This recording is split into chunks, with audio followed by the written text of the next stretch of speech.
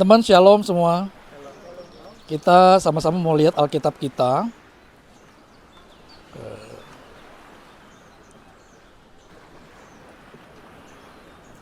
Di dalam Matius pasal yang ke-28, ayat yang ke-16 sampai 20 ini perikop yang penting dalam kehidupan kita setelah kita menerima keselamatan itu. Ya. Matius 28 ayat 16 sampai 20. Oke, Matius 28 16 sampai 20. Saya ngomongnya nggak terlalu keras karena nanti tiba-tiba iya. Bukan banyak yang bertobat.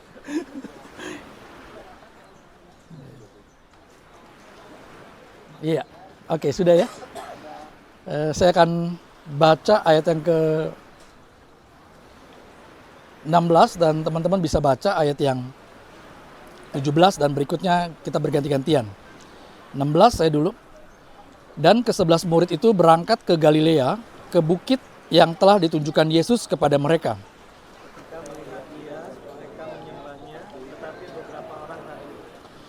Yesus mendekati mereka dan berkata, "Kepadaku telah diberikan segala kuasa di surga dan di bumi.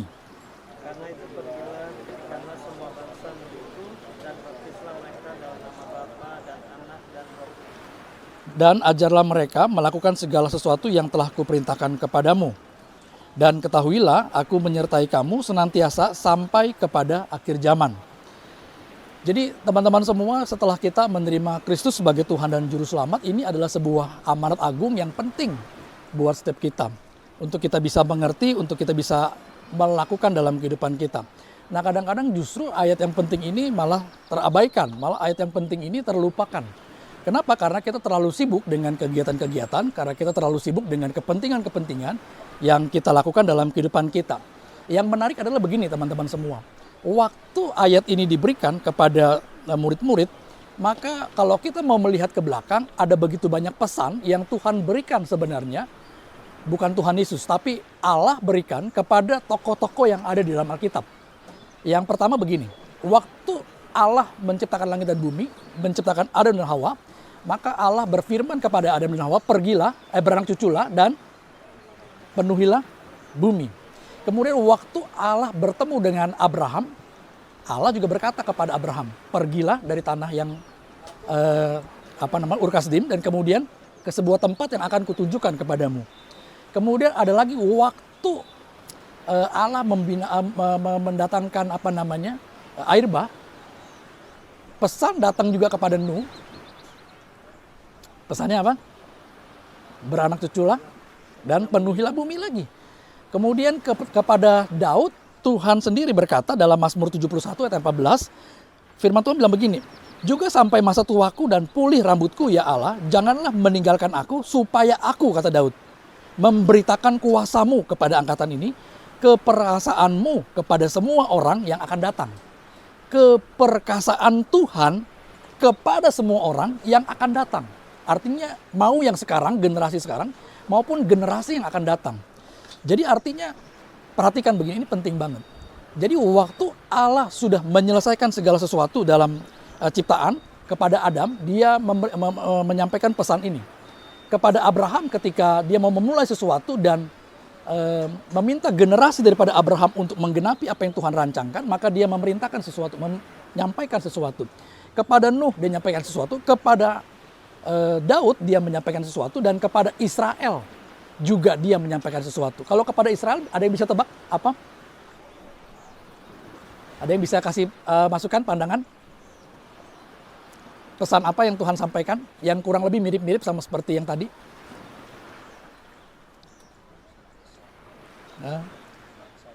Iya, menjadi bangsa yang besar. Terus kemudian dia menitipkan perintah hukum. Kemudian Tuhan berkata, Yosua berkata, "Ajarkanlah ini turun temurun dari generasi kepada generasi."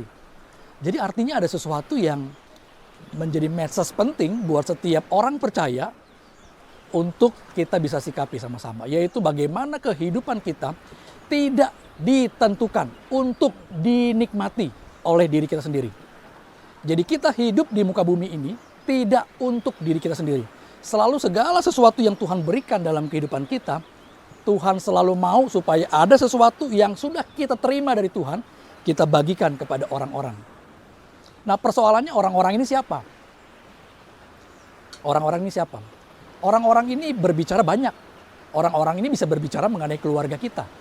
Orang-orang ini bisa berbicara mengenai pegawai kita, teman kantor kita. Orang-orang ini bisa berbicara mengenai orang-orang yang ada di sekitar kita. Orang-orang ini juga bisa berbicara mengenai orang-orang yang ada di ujung sana, di belahan bumi yang lain. Orang-orang ini juga bisa berbicara mengenai generasi-generasi yang akan datang. Artinya generasi-generasi yang mungkin belum lahir di zaman ini. Jadi ada pesan penting Tuhan. Setiap kali apapun yang kita perbuat dalam kehidupan kita, baik kita secara individu maupun kita secara kelompok seperti ini CMCC, ada sesuatu yang Tuhan ingin kerjakan buat orang-orang di luar kita sendiri.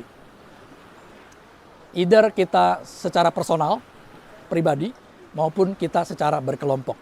Either secara kita pribadi, maupun kita berdiri bersama dengan keluarga yang ada bersama dengan kita.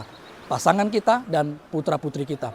Artinya adalah dimanapun kita berada, kita harus selalu berdampak buat orang lain. Berdampak buat orang lain.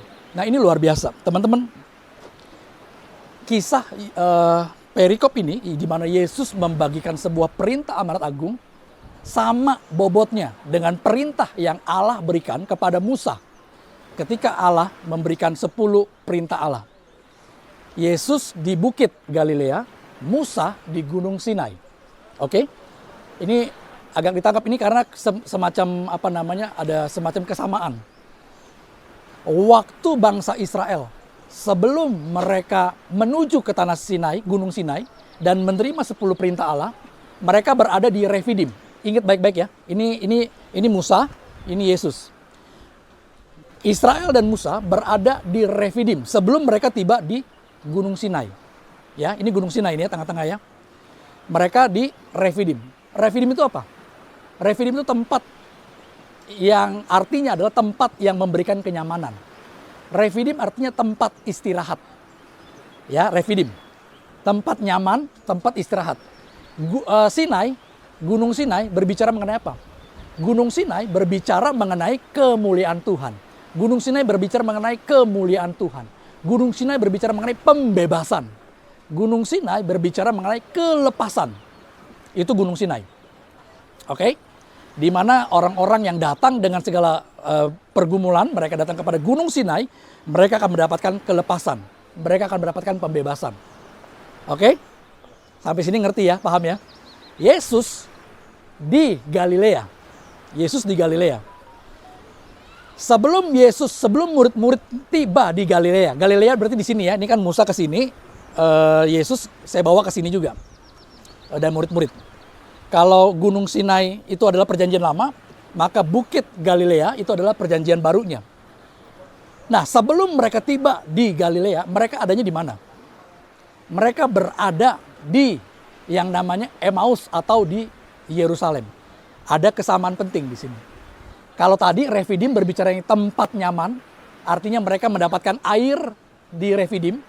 Waktu Musa ketuk gunung batu dan kemudian keluar air, itu di Refidim. Mereka dapat kenyamanan.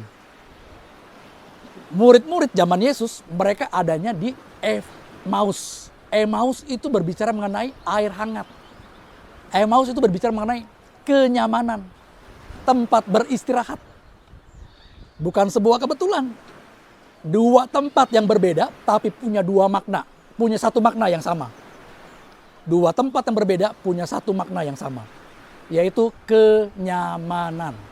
Kenyamanan. Waktu tiba di Galilea, Galilea ini ngerti? Pernah baca artinya apa? Galilea ini adalah tempat pembebasan. Galilea ini berbicara mengenai lingkaran, circle. Jadi akar katanya kenapa bisa circle? Karena orang zaman dulu, orang Israel pada zaman dulu, waktu mereka mau menggulingkan batu, mereka melihat sebuah batu yang besar, lingkaran, dan mereka dorong, mereka melepaskan pembebasan, mereka melepaskan yang namanya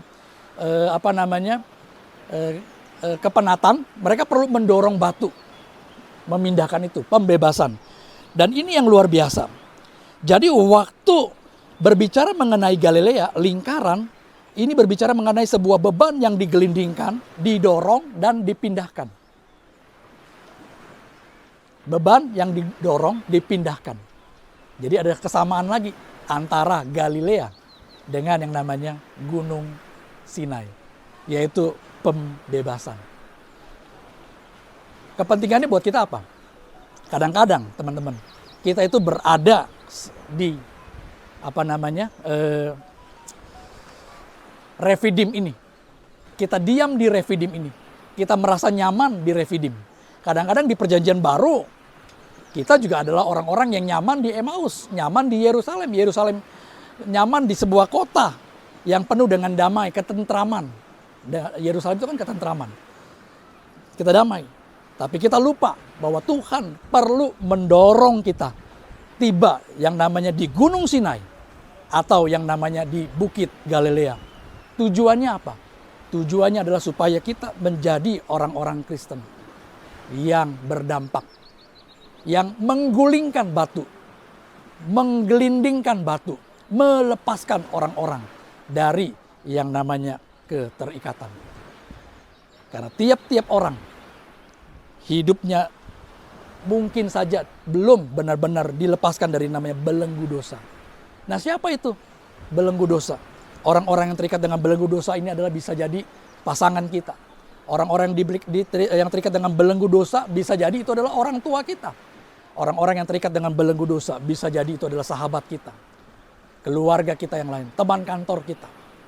Tapi hari ini firman Tuhan mengajarkan kita untuk kita bisa mau bergerak, untuk kita mau memberitakan firman, untuk kita mau menjadi dampak, tidak hidup untuk diri kita sendiri, tapi kita hidup untuk tugas, untuk apa yang telah Tuhan tetapkan dalam kehidupan kita. Kenapa? Karena sejak dulu dari zaman Adam sampai kepada Kristus yang memerintahkan kepada murid-murid, pesan itu selalu sama, yaitu jangan pernah hidup untuk diri sendiri. Jangan pernah hidup untuk kepentingan diri sendiri. Hiduplah untuk orang banyak. Teman-teman, kalau kita mengerti arti dari Injil itu sendiri, ini yang luar biasa. Karena Injil selalu berbicara mengenai pembebasan. Pembebasan terhadap dosa. Pembebasan terhadap belenggu. Di lingkungan kita mungkin ada banyak orang yang masih terbelenggu oleh dosa, masih terbelenggu oleh keterikatan-keterikatan, masih terbelenggu oleh gaya hidup yang salah, yang tidak benar, masih terbelenggu oleh keyakinan-keyakinan yang tidak tepat, yang tidak benar. Tapi itu yang menjadi tugas kita, di mana kita dipanggil Tuhan untuk jadi berkat buat mereka.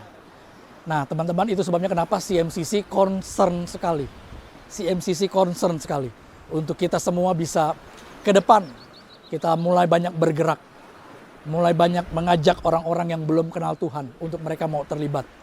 Mereka yang sendirian, mereka yang merasa terasing, mereka yang dibuang, mereka yang merasa tidak punya komunitas, mereka yang merasa hidup kosong, mereka yang merasa hidupnya hampa, mereka yang merasa tidak diperdulikan oleh keluarga. Ayo kita rangkul mereka, kita bawa mereka, kita pertemukan dengan Kristus.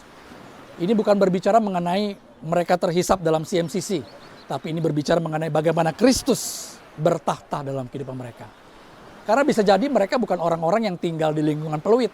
Bisa jadi mereka bukan tinggal di daerah Muara Karang, bukan tinggal di daerah Pik. Bisa jadi mereka tinggal yang jauh. Tapi yang paling penting adalah mereka kenal Kristus. Mereka kenal Kristus. Kalau mereka adalah orang-orang yang berdomisili di daerah Pik, daerah Pluit, Muara Karang, Jelambar, Kapuk, dan sekitarnya, ya kita bawa mereka ke CMCC. Tapi kalau enggak apa-apa. Enggak jadi masalah. Karena yang paling penting adalah nama Kristus yang mereka kenal dalam kehidupan mereka. Amin. Bilang sama sebelah kanan, sebelah kiri, saya mau jangkau orang-orang buat Tuhan.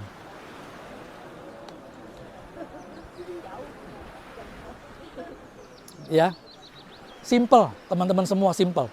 Kadang-kadang kita suka berpikir, wah, saya nggak bisa menginjil, saya nggak bisa nyampein khotbah, saya nggak bisa dengan sistematis bercerita tentang Yesus. No, Tuhan cuma pengen kamu pergi dan ajarkan mereka. Saya melihat bagaimana arti dari kata ajarkan ini bukan cuma berbicara mengenai teach. Bukan cuma berbicara mengenai teach. Tapi bagaimana kita impactful buat orang lain. Lewat perbuatan kita. Kita menjadi pribadi-pribadi yang bisa menarik atensi orang karena Kristus ada di dalam hidup kita. Ini jauh lebih penting. Karena buat apa kita pintar khotbah? Buat apa kita jadi orang yang kalau khotbah bagus banget, tapi hidupnya bobrok. Hidupnya bobrok. Buat apa? Nggak ada gunanya. Lebih baik kita menjadi orang yang cakap di dalam perilaku, jadi berkat di dalam kehidupan kita. Tapi kita juga adalah orang-orang yang bisa mengajak mereka mengenal Kristus. Amin. Itu saja firman Tuhan. Dan saya berharap kita semua bisa mengingat ini baik-baik. Karena setiap kita, teman-teman semua dan saya, tidak hidup untuk diri kita sendiri. Kita hidup untuk kemuliaan Tuhan. Kita hidup untuk sebuah tujuan, yaitu di mana kerajaan Allah dinyatakan buat orang-orang yang belum kenal Tuhan. Amin.